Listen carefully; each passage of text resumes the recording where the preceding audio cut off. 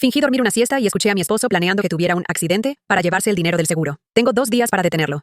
Todo comenzó en una de esas perezosas tardes de domingo, en las que la luz otoñal se filtraba a través de las ventanas de nuestra sala de estar, tiñendo todo con tonalidades doradas que deberían haberme resultado reconfortantes. Gregor pensaba que yo dormía en el sofá, envuelta bajo la colcha bordada a mano de mi abuela, la que tenía pequeñas flores moradas que ella confeccionó durante sus últimos meses en el asilo de ancianos. Llevaba lidiando con una migraña brutal desde el amanecer, de esas que hacen que la visión se te nuble, el estómago se revuelva, y venga acompañada de esa náusea familiar que siempre acompaña a mis peores dolores de cabeza. Cuando Gregor sugirió que descansara mientras él hacía unas llamadas de trabajo, cerré los ojos agradecida y dejé que el medicamento para el dolor me arrastrara hacia el sueño, o eso creyó él. Flotaba en ese extraño estado intermedio entre la conciencia y los sueños, cuando su voz llegó desde la cocina, baja y cuidadosa.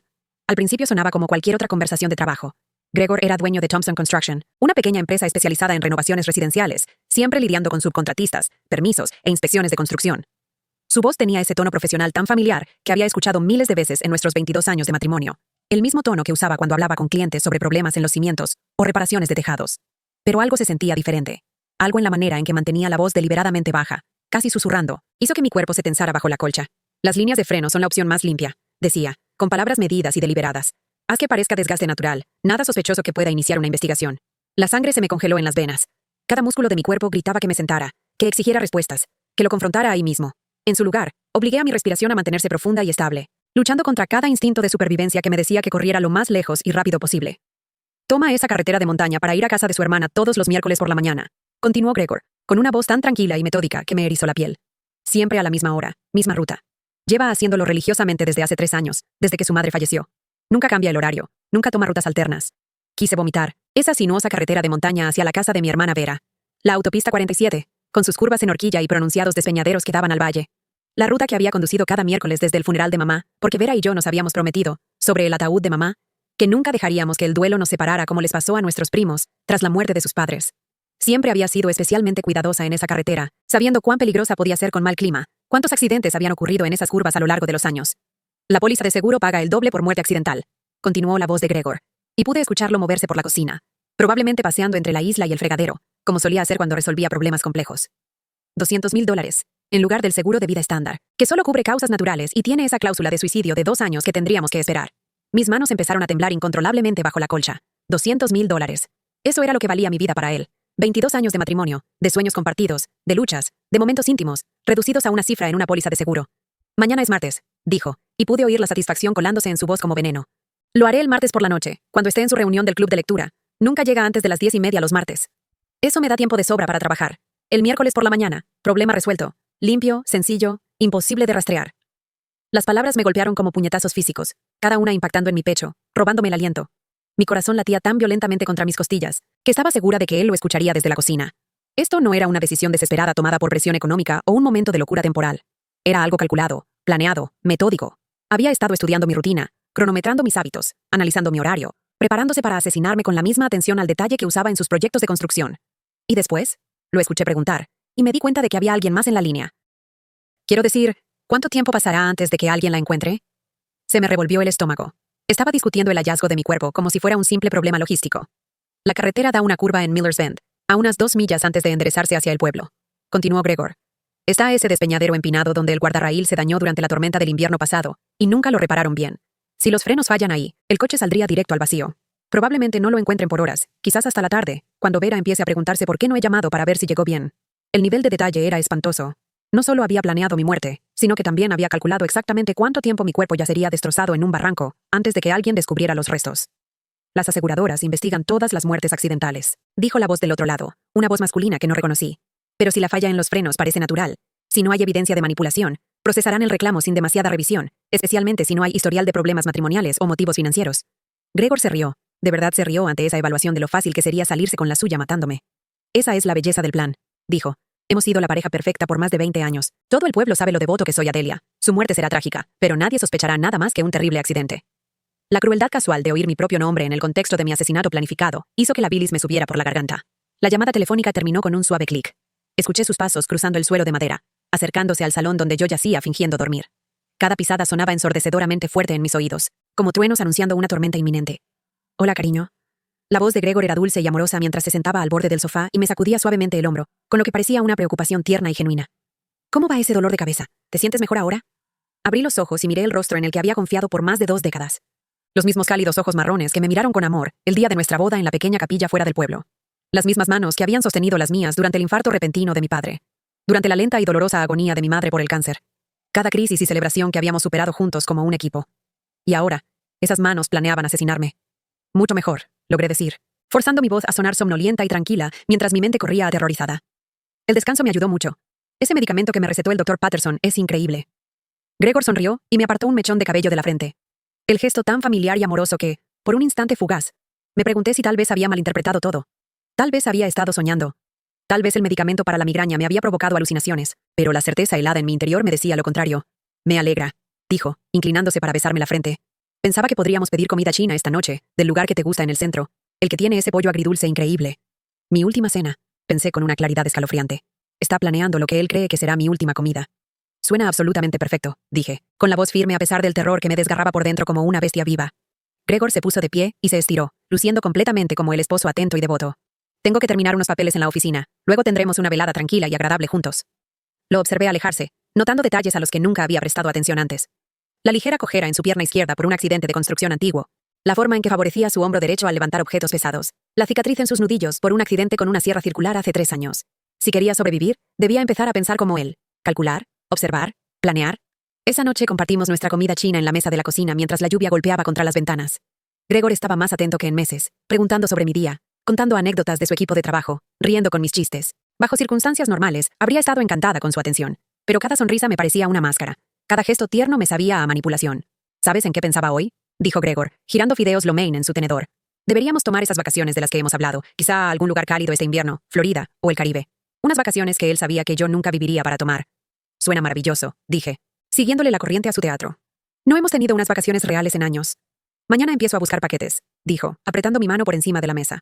Nos merecemos un tiempo juntos, solo nosotros dos. Después de cenar, Gregor se acomodó en su sillón reclinable para ver el partido de fútbol americano de los domingos, mientras yo limpiaba la cocina. Cada acción doméstica ordinaria me parecía surrealista, como si estuviera actuando en una obra donde solo yo conocía el trágico final, cargando el lavavajillas, limpiando las encimeras, guardando las sobras que Gregor creía que jamás volvería a comer. Esa noche, yacía despierta a su lado en nuestra cama tamaño king, escuchando su respiración rítmica y apacible, mientras contemplaba el ventilador de techo girando lentamente sobre nosotros. ¿Cómo podía dormir tan profundamente mientras planeaba asesinar a su esposa? ¿Cómo podía tener la conciencia tan limpia?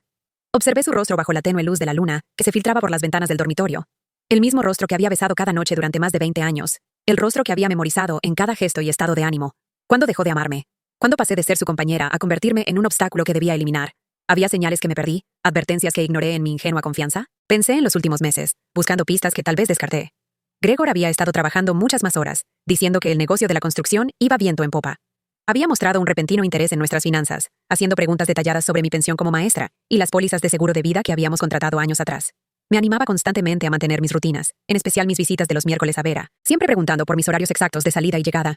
Yo había atribuido todo eso a los cambios normales de la vida, al éxito laboral, a una planificación financiera responsable, a una preocupación genuina por mi bienestar. Ahora lo veía todo como evidencia de un plan meticuloso para asesinarme. Las preguntas me atormentaron durante la noche más larga de mi vida. A la mañana siguiente, Gregor se mostró inusualmente atento, de una forma que ahora me parecía siniestra. Me trajo café a la cama, perfectamente preparado con 2 cucharaditas de azúcar y un toque de crema, tal como me gustaba. Me besó en la frente y me dijo que me amaba. Una actuación tan impecable que habría engañado a cualquiera que no hubiera escuchado esa llamada telefónica. Hoy tengo un día muy largo, dijo, ajustándose la camisa azul marino de trabajo y revisando su apariencia en el espejo del tocador. La renovación de los Henderson va retrasada y tenemos esa inspección el jueves. Tal vez tenga que quedarme hasta tarde esta noche por unos temas eléctricos. Trabajando hasta tarde, claro. Estaría trabajando en sabotear mis frenos. Claro, amor, dije, sentándome en la cama y sonriéndole. Probablemente me quede leyendo un rato después del club de lectura de todos modos. Esa nueva novela de misterio que Patricia recomendó. ¿A qué hora termina usualmente el club de lectura?, preguntó con tono casual, como si no supiera ya mi horario de memoria. Alrededor de las 10, a veces 10:30 si la discusión se pone buena, respondí, observando cómo asentía con satisfacción. Después de que se fue al trabajo, me senté sola en nuestra cocina, rodeada de 22 años de recuerdos acumulados. Fotos de la boda adheridas con imanes al refrigerador, mostrándonos jóvenes, radiantes y locamente enamorados. Su taza de café favorita, junto a la mía en el fregadero, todavía con restos del café de esa mañana. La figurilla de búho de cerámica que le compré para nuestro 10º aniversario posada en el alféizar, desde donde había vigilado tantas mañanas ordinarias como esa. Todo parecía normal. Todo parecía seguro. Pero bajo esa tranquila familiaridad doméstica, podía sentir cómo los cimientos de mi vida entera se derrumbaban. Tenía 2 opciones: huir o luchar. Huir significaba abandonar todo. Nuestro hogar, mi trabajo en la biblioteca del condado, donde había trabajado durante 15 años, mi vida aquí, mi hermana, Dependía de nuestras visitas semanales para sobrellevar su propia tristeza y depresión tras la muerte de mamá. Significaba liquidar los activos a los que pudiera acceder, vaciar nuestra cuenta conjunta y desaparecer en el anonimato, en algún lugar donde Gregor jamás pudiera encontrarme. Significaba vivir con miedo constante, siempre mirando por encima del hombro, sin saber si él me rastrearía y hallaría otra forma de terminar lo que había comenzado. Luchar significaba quedarme, y tratar de ser más astuta que un hombre que claramente pensaba que yo era demasiado ingenua y confiada para sobrevivir sin él. Significaba reunir pruebas, involucrar a la policía, y arriesgarlo todo con la esperanza de que el sistema judicial pudiera protegerme de mi propio esposo. Elegí luchar. Pero primero, necesitaba pruebas. Algo más sólido que una conversación telefónica escuchada a escondidas, algo que no pudiera ser desestimado como un malentendido o sacado de contexto. Pasé la mañana registrando metódicamente la oficina de Gregor en casa, revisando sus archivos, su computadora, los cajones de su escritorio, cualquier lugar donde pudiera haber dejado evidencia de sus planes asesinos. La oficina siempre había sido dominio privado de Gregor, y yo había respetado esa frontera durante todo nuestro matrimonio. Ahora, violar su privacidad me parecía una ofensa menor comparada con el hecho de que él planeaba matarme. Su computadora tenía contraseña, pero conocía a Gregor lo suficiente como para adivinarla en el tercer intento. Hawthorne 47. El nombre de su empresa y el número de nuestra casa. Revisé sus correos electrónicos, sin encontrar nada fuera de lo común en la correspondencia de negocios. Su historial de navegación mostraba búsquedas normales relacionadas con la construcción, mezcladas con noticias y resultados deportivos. Pero, escondida tras los documentos del seguro en el cajón inferior de su archivador, encontré una tarjeta de presentación que me heló la sangre. Fletcher Automotive Repair. Reparamos lo que otros no pueden. Expertos en sistemas de frenos y reconstrucción de accidentes. Jamás había oído hablar de ese taller. Gregor siempre llevaba nuestros autos a Morrison's Garage, en el centro, donde su amigo Pete Williams había estado dándole servicio a nuestros vehículos por más de una década. Pete siempre nos hacía descuentos y explicaba los problemas del auto de forma clara, tratándonos como familia más que como clientes. La dirección en la tarjeta de Fletcher estaba al otro lado de la ciudad, en una zona industrial que rara vez visitaba, entre un deshuesadero y una tienda de llantas con descuentos. Tomé mi bolso y las llaves del auto, las manos temblorosas, mientras encendía mi coche. El mismo Honda Accord 2018 que Gregor planeaba sabotear en menos de 12 horas. El trayecto al otro lado de la ciudad me dio tiempo para pensar en qué diría, cómo abordaría la situación sin levantar sospechas. Necesitaba información sobre la visita de Gregor sin revelar la verdadera razón por la que preguntaba. Fletcher's Automotive resultó ser exactamente lo que me imaginaba. Un taller sucio y deteriorado, con 3 bahías para autos, y una pequeña oficina que parecía no haber sido limpiada en décadas. La sala de espera olía a aceite de motor y cigarrillos, con revistas desactualizadas esparcidas sobre sillas de vinilo agrietado, y una cafetera que parecía más vieja que mi matrimonio. Las paredes estaban cubiertas de memorabilia de NASCAR, y un televisor pequeño reproducía un programa de entrevistas diurno con el volumen bajo. El dueño apareció desde debajo del capó de una camioneta oxidada cuando toqué el timbre de servicio. Era un hombre curtido, de unos 60 años, con las manos permanentemente manchadas de grasa, ojos recelosos y cabello canoso que sobresalía en todas direcciones. Su camisa de trabajo tenía Fletcher bordado sobre el bolsillo con hilo rojo descolorido. ¿Puedo ayudarla con algo?, preguntó, limpiándose las manos con un trapo que parecía no haber sido lavado en años. Eso espero, dije, intentando sonar casual y amistosa. Mi esposo, Gregor Thompson, vino hace unas semanas preguntando sobre sistemas de frenos. Quería dar seguimiento a unas preocupaciones que mencionó. La expresión de Fletcher cambió, mostrando más interés. Sí, recuerdo a ese tipo. Preguntas muy específicas sobre fallas en líneas de freno. ¿Cuándo fue exactamente eso?, pregunté, sintiendo el estómago caer. Fletcher se rascó la barba gris con gesto pensativo, dejando una mancha de grasa en su barbilla. ¿Hace 3, 4 semanas? Difícil decirlo con exactitud. No escribió nada, solo hizo muchas preguntas técnicas, y tomó algunas notas en su teléfono. ¿Qué tipo de preguntas?, insistí, tratando de mantener la voz firme. Quería saber sobre patrones de corrosión, cómo se fugan los líquidos de frenos, qué tipo de daño parecería natural frente a una manipulación intencional. Dijo que estaba muy preocupado por la seguridad de su esposa. Quería asegurarse de poder reconocer las señales de advertencia antes de que ocurriera algo malo. Seguro que estaba preocupado por mi seguridad. ¿Mencionó algo específico sobre nuestro auto? ¿Un Honda Accord 2018? Fletcher asintió lentamente. De hecho, sí. Preguntó sobre el diseño del sistema de frenos de ese modelo. ¿Por dónde pasaban las líneas? ¿Qué tan accesibles eran? Preguntas muy detalladas para alguien que supuestamente solo quería saber sobre mantenimiento. ¿Programó algún servicio?, pregunté, sintiendo el corazón golpearme el pecho. Fletcher negó con la cabeza. No, solo preguntó y se fue. Pero parecía saber exactamente lo que buscaba, si me entiende. No como la mayoría de la gente que viene confundida por problemas con el auto. ¿A qué se refiere?, pregunté, aunque temía saber la respuesta. Bueno, la mayoría quiere saber cómo arreglar algo o evitar que falle. Su esposo preguntaba cómo ocurren las fallas, cómo se ven, cuánto tardan. Preguntas que uno haría si estuviera investigando un accidente, no tratando de evitarlo. Fingí sonreír y asentir, como si esa información me tranquilizara en lugar de aterrorizarme. Él siempre ha sido muy meticuloso con la seguridad. Por eso quería asegurarme de que no hubiera programado algún mantenimiento sorpresa o algo así. Nada por el estilo, me aseguró Fletcher. Pero si necesita trabajo real, dígale que aquí los precios son justos. Llevo en este negocio 32 años. Al alejarme del taller de Fletcher, las piezas del plan de Gregor encajaron con una claridad aterradora. Esto no había sido una decisión impulsiva tomada por desesperación o un arrebato momentáneo de locura. Llevaba semanas, tal vez meses, investigando, planeando, preparándose. El cambio en el beneficiario del seguro que me había pedido firmar casualmente el mes pasado, diciendo que era solo papeleo rutinario para actualizar nuestras pólizas. Confié plenamente en él, sin detenerme a leer la letra pequeña o hacer preguntas detalladas. Su insistencia en que mantuviera mis rutinas, especialmente mis viajes de los miércoles a visitar a Vera. Su repentino interés por mi horario, siempre queriendo saber con exactitud a qué hora saldría y cuándo regresaría de cada actividad. Me había estado estudiando como un depredador estudia a su presa, aprendiendo mis patrones y vulnerabilidades, identificando el momento y el lugar perfectos para atacar. Conduje de regreso a casa aturdida, la mente dando vueltas con las implicaciones de lo que acababa de descubrir. Pero al entrar en nuestra cochera, supe que no podía simplemente sentarme a esperar que Gregor regresara a casa y fingiera que todo era normal. Necesitaba más información, más pruebas, más evidencia de sus intenciones. Llamé a la biblioteca y le dije a mi supervisora que tomaría un día de enfermedad debido a la migraña. Luego fui al tribunal del condado a investigar nuestras pólizas de seguro y cualquier cambio reciente que Gregor hubiera hecho. La empleada en la oficina de registros fue amable, aunque limitada en lo que podía acceder. Sin embargo, pudo confirmar que Gregor efectivamente había hecho cambios en nuestros beneficiarios y montos de cobertura en los últimos 2 meses. Los detalles requerirían una solicitud formal y varios días de procesamiento, pero me aseguró que se trataban de modificaciones importantes. ¿Hay algún problema con las pólizas?, preguntó, notando mi evidente angustia. Solo estoy tratando de entender algunos cambios que hizo mi esposo. Respondí débilmente, asegurarme de que todo esté en orden. Mi siguiente parada fue la oficina de seguros donde habíamos adquirido nuestras pólizas. La agente, una mujer amable llamada Carol, que había manejado nuestra cuenta por años, fue mucho más abierta con la información. Oh sí, Gregor estaba muy preocupado por asegurarse de que estuvieras bien protegida, dijo Carol, mientras abría nuestro expediente en la computadora. Aumentó significativamente el beneficio por muerte accidental y cambió la estructura del beneficiario principal. Muy responsable de su parte, especialmente considerando esos viajes semanales por esa peligrosa carretera de montaña. ¿Mencionó específicamente la carretera de montaña?, pregunté. Oh, sí, estaba bastante preocupado por los riesgos de seguridad. Dijo que había estado investigando estadísticas de accidentes en ese tramo de la autopista y quería asegurarse de que estuvieras protegida si algo sucedía. Qué esposo tan considerado. Me sentí enferma. Gregor había estado preparando el escenario para mi muerte durante meses, creando un rastro documental que apoyaría su actuación de viudo desconsolado mientras maximizaba los beneficios económicos de mi asesinato. Esa noche, Gregor llegó a casa con un ramo de rosas amarillas, mis flores favoritas, y una botella de vino caro, el mismo Pinot Grigio que habíamos compartido en nuestro aniversario, apenas 3 meses atrás. Pensé que podríamos tener una cena agradable antes de tu club de lectura mañana, dijo, con una sonrisa cálida y genuina mientras me entregaba las flores. Quizá cocinar juntos como solíamos hacer cuando recién nos casamos. Compré salmón fresco y esas papas con hierbas que tanto te gustan. Acepté las flores y besé su mejilla, interpretando por última vez el papel de la esposa devota e inocente, mientras mi piel se erizaba por su contacto. Las rosas olían hermosas, su fragancia llenando la cocina con el aroma de lo que Gregor pensaba que serían mis flores funerarias. Pasamos la noche cocinando juntos, compartiendo el vino, conversando y riendo como la pareja feliz que habíamos sido alguna vez. Gregor estuvo encantador y atento, preguntando sobre mi día en la biblioteca, contando historias divertidas de su equipo de trabajo, actuando como el hombre del que me había enamorado hace tantos años.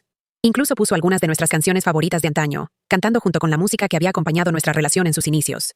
Si no hubiera escuchado aquella llamada telefónica, habría pensado que estábamos viviendo una de nuestras mejores noches en meses. La ironía era devastadora. Gregor me estaba dando la atención y el afecto que había estado anhelando, sabiendo que sería la última vez. ¿Sabes qué es lo que más me gusta de nosotros?, dijo Gregor mientras limpiábamos después de cenar, su brazo alrededor de mi cintura mientras estábamos junto al fregadero.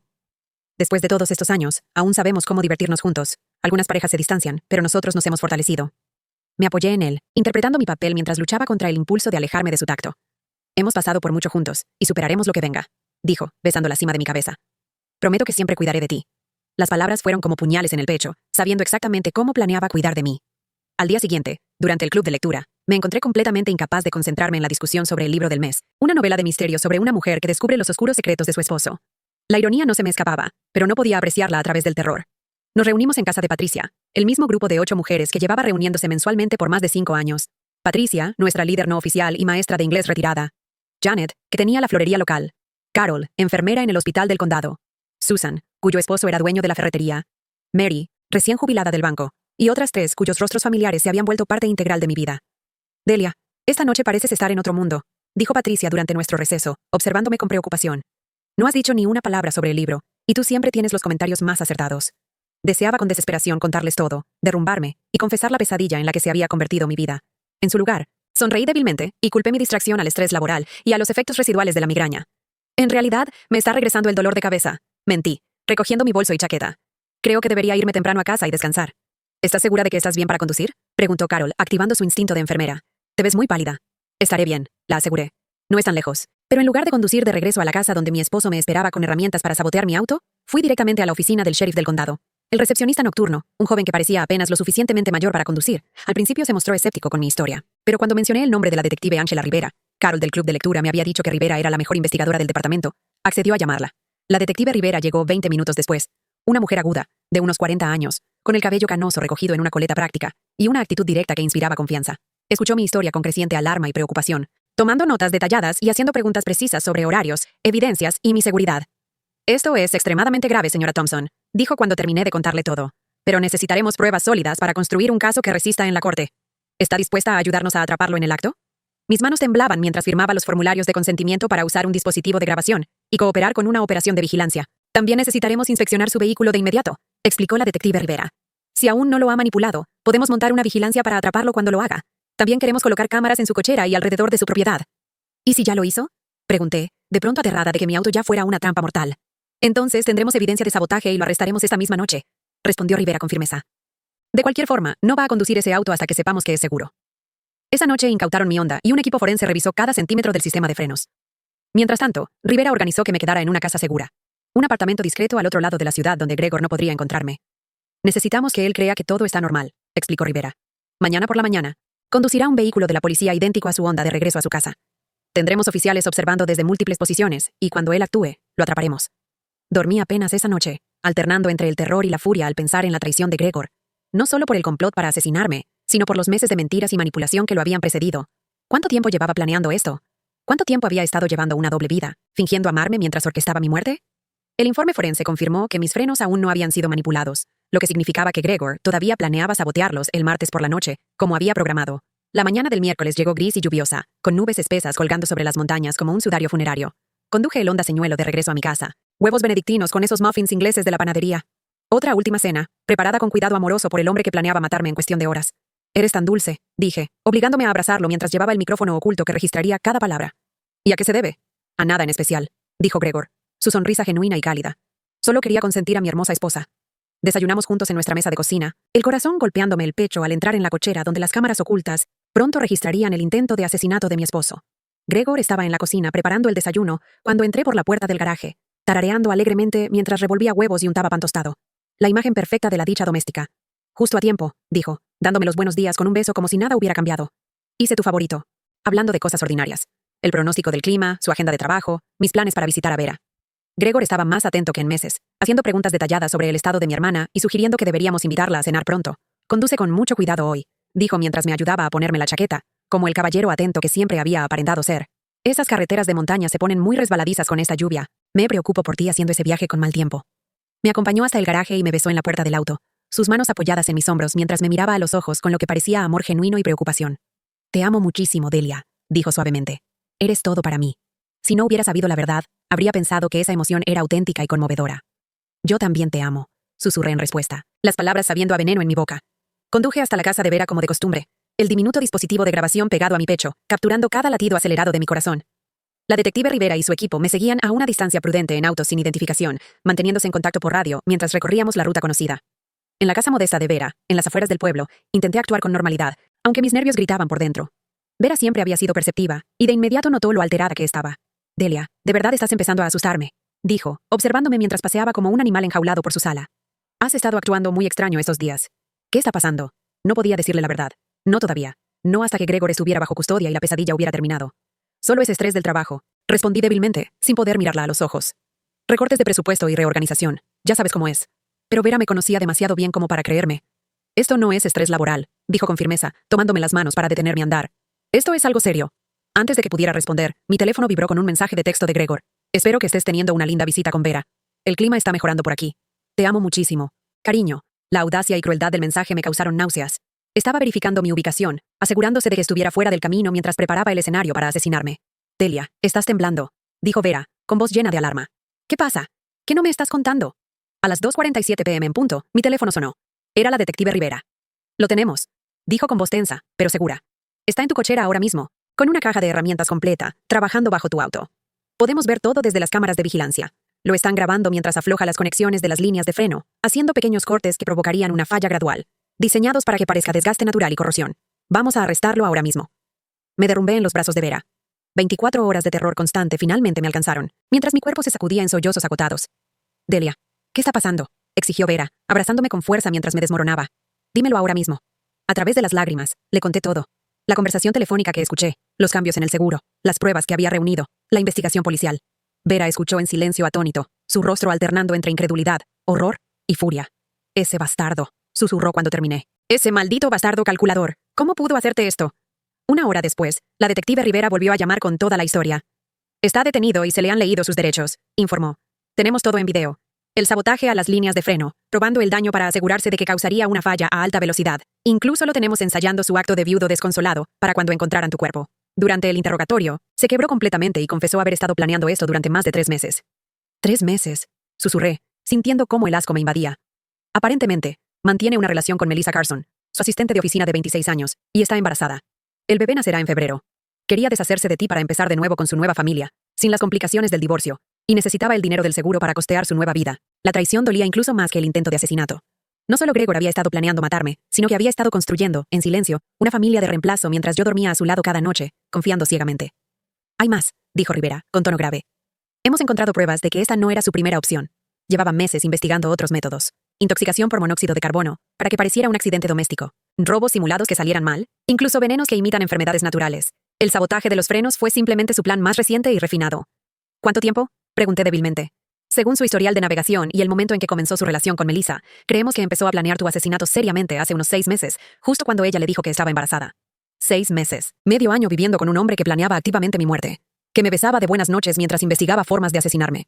Que hacía el amor conmigo mientras planeaba mi funeral. También encontramos evidencia de que te había estado envenenando lentamente con pequeñas dosis de anticongelante mezcladas en tu café, añadió Rivera. No lo suficiente para matarte rápidamente, pero sí para causarte esos dolores de cabeza crónicos y problemas digestivos que has estado sufriendo. Había estado probando métodos, preparando el terreno para el gran golpe. Las migrañas, las náuseas, el agotamiento que yo había atribuido al estrés y la edad. Gregor me había estado envenenando durante meses, usando mi cuerpo como campo de pruebas para sus técnicas de asesinato. Está siendo acusado de intento de asesinato, conspiración para cometer asesinato, agresión con arma letal y violencia doméstica, concluyó Rivera. Con la evidencia que tenemos, enfrentará cadena perpetua sin posibilidad de libertad condicional. El juicio, 6 meses después, se convirtió en un escándalo mediático que sacudió nuestro pequeño pueblo y atrajo la atención de medios estatales. Contratista local, planea asesinato de su esposa por dinero del seguro y un hijo secreto. Era el titular que apareció en periódicos de todo el estado. Equipos de televisión acamparon frente al tribunal, entrevistando a vecinos y antiguos clientes que expresaban su incredulidad ante la verdadera naturaleza de Gregor. El abogado defensor, un letrado caro traído desde la capital estatal, intentó desesperadamente desacreditar la evidencia, presentando a Gregor como un esposo devoto que simplemente había tomado malas decisiones bajo presión. Alegó que la manipulación de los frenos era solo Gregor verificando la seguridad del vehículo, que los cambios en el seguro eran planificación financiera responsable, que el romance era un desliz momentáneo y no una traición calculada. Pero el video era irrefutable. El jurado vio, en un silencio horrorizado, las imágenes de vigilancia que mostraban a Gregor saboteando meticulosamente los frenos con la misma precisión que aplicaba en sus obras. Escucharon las grabaciones de las llamadas telefónicas, donde discutía con frialdad el momento ideal de mi muerte para obtener el máximo beneficio del seguro y evitar sospechas. Lo más demoledor fue el testimonio de Melissa Carson. Embarazada y enfrentando cargos como cómplice, relató en detalle cómo Gregor le había hablado sobre sus planes para resolver el problema de Delia de forma definitiva, cómo le prometió que estarían juntos tan pronto como su esposa desapareciera, cómo le mostró documentos del seguro y le explicó cuánto dinero tendrían para comenzar una nueva vida. Dijo que parecería un accidente, testificó Melissa, con la voz apenas audible en una sala de tribunal abarrotada. Dijo que nadie sospecharía porque todos sabían cuánto amaba a su esposa. La fiscalía también llamó a declarar a Fletcher, el mecánico, quien testificó sobre las preguntas sospechosas que Gregor le había hecho respecto a las fallas en los frenos. Llamaron a nuestra agente de seguros, quien describió el inusual interés de Gregor por los beneficios por muerte accidental. Llamaron a mi médico, quien confirmó que mis recientes problemas de salud eran compatibles con un envenenamiento crónico de bajo nivel. El empleador de Gregor testificó que él había estado robando equipo y materiales de obras por meses, vendiéndolos para financiar su vida secreta con Melissa. Compañeros de trabajo relataron cómo el comportamiento de Gregor había cambiado drásticamente durante el último año. Se volvió reservado, paranoico, salía del trabajo para citas misteriosas, hacía llamadas en secreto. El testimonio más desgarrador fue el de Vera, quien contó cómo me había visto sufrir durante meses por enfermedades misteriosas y problemas maritales que yo había ocultado, confiando plenamente en Gregor mientras él destruía mi salud y planeaba mi asesinato. Gregor nunca subió al estrado, a pesar del aparente deseo de su abogado de que lo hiciera. Quizás sabían que su personalidad fría y calculadora solo reforzaría la imagen que la fiscalía había pintado de él, la de un asesino a sangre fría, no un esposo desesperado que cometió un error trágico. Las deliberaciones duraron menos de 2 horas. Cuando el presidente del jurado leyó el veredicto, culpable de todos los cargos, el rostro de Gregor no mostró emoción alguna, ni remordimiento, ni sorpresa, ni ira. Solo esa misma expresión vacía que había llevado durante todo el juicio, como si el proceso le estuviera ocurriendo a otro. Cadena perpetua, sin posibilidad de libertad condicional. De pie en la sala del tribunal, mientras se lo llevaban esposado y vestido con el overol naranja de los prisioneros, Gregor me miró una última vez con algo que podría haber sido pesar. O tal vez solo frustración por haber sido descubierto. Nunca quise que las cosas llegaran tan lejos, murmuró, apenas audible entre el bullicio de la sala.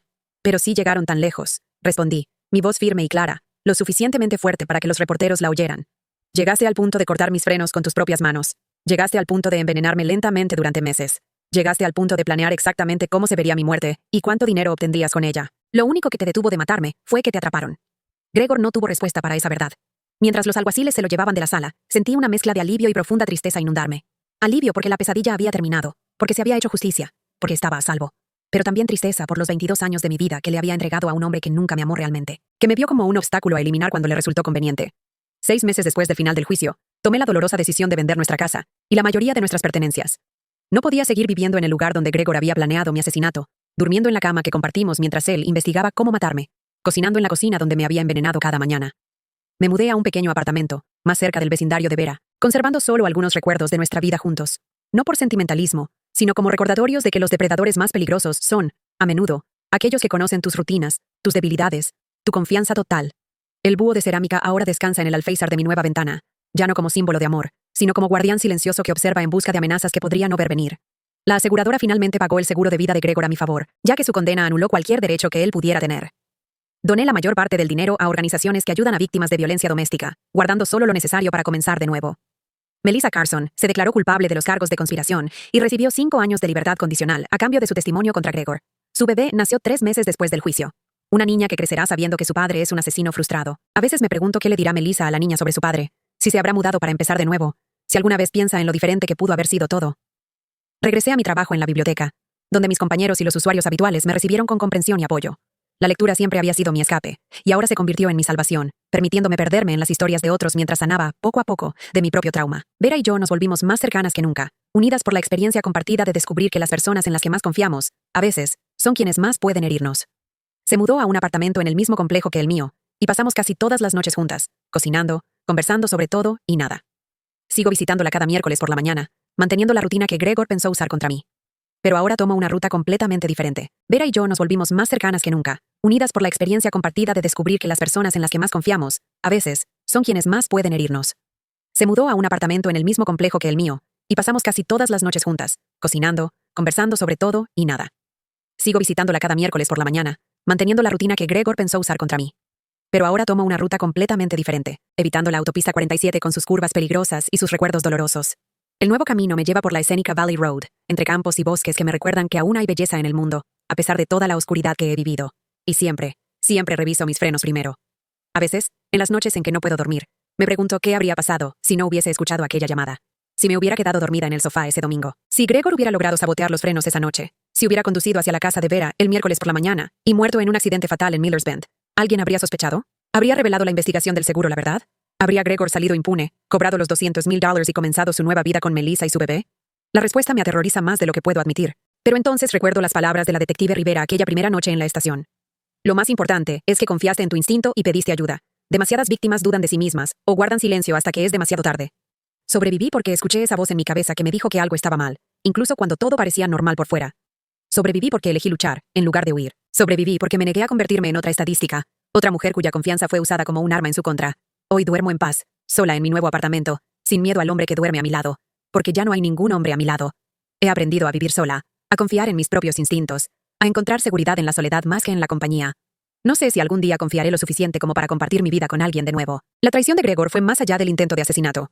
Fue la violación de todo lo que creía sobre el amor, el matrimonio y la naturaleza humana. Pero estoy trabajando en sanar, un día a la vez, una visita a Vera a la vez, una noche de sueño tranquila a la vez. Y cada mañana, cuando enciendo mi auto, recuerdo que estoy viva no porque Gregor cambiara de opinión o tuviera un ataque de conciencia, sino porque elegí salvarme a mí misma. Ese conocimiento, más que cualquier sistema de seguridad o clase de defensa personal, es lo que me da la fuerza para seguir adelante, hacia lo que venga después.